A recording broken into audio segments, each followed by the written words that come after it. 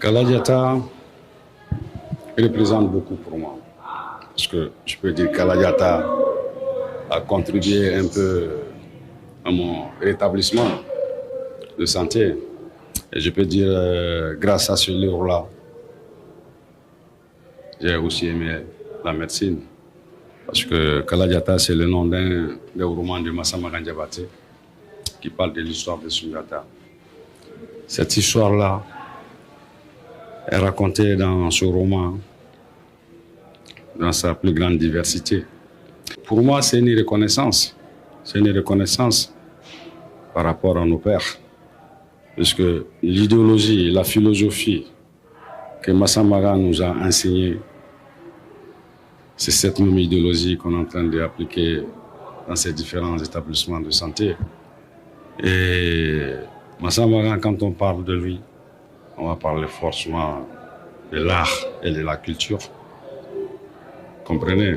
Et Massa Magan disait en ce sens, la culture pour lui, c'est apprendre tous les jours quelque chose de nouveau et s'assurer tout le moment qu'on n'a rien oublié.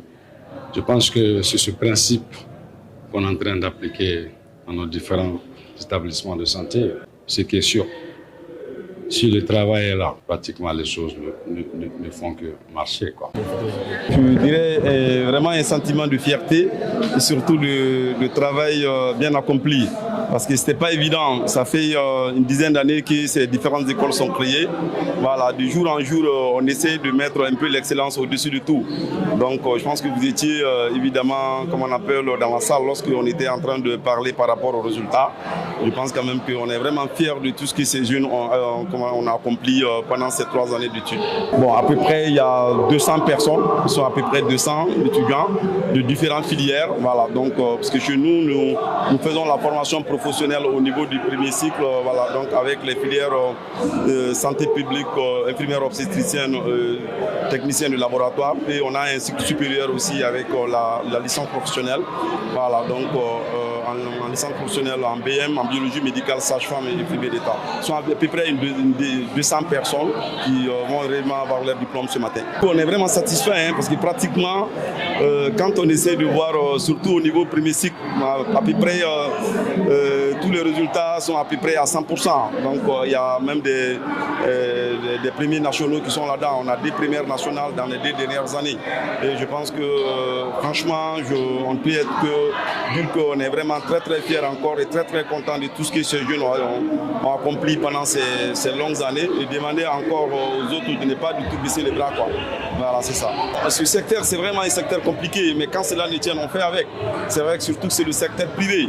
Nous sommes les accompagnateurs de l'État, on ne peut pas se substituer à l'État, mais on essaie de collaborer avec eux. Bon, pour le moment, ils jouent leur rôle. C'est vrai que tout ne peut pas être rose à un certain niveau, mais on essaie de mettre les égouts et de travailler de façon concrète pour faire évoluer les choses, quoi. On essaie de voir même au niveau du complexe Kalla Diatta, je le dis clairement, sans mentir, environ les 90% de mes personnels, ce sont mes anciens étudiants. Et entre-temps, avec les différents ONG, avec d'autres partenaires, à tout moment, s'il y a des recrutements, du fait qu'il y a de l'excellence au niveau de l'école, les gens passent toujours par nous pour la réinsertion. Donc je pense qu'à ce niveau, quand même, il n'y a pas assez de problèmes. C'est juste un sentiment de joie et de fierté.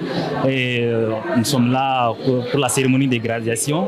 Donc c'est tout ce que je peux dire et que aussi envoyer des joies et de fierté. L'appel que je peux annoncer à mes camarades qui sont toujours au niveau de l'école, c'est toujours serrer les ceintures.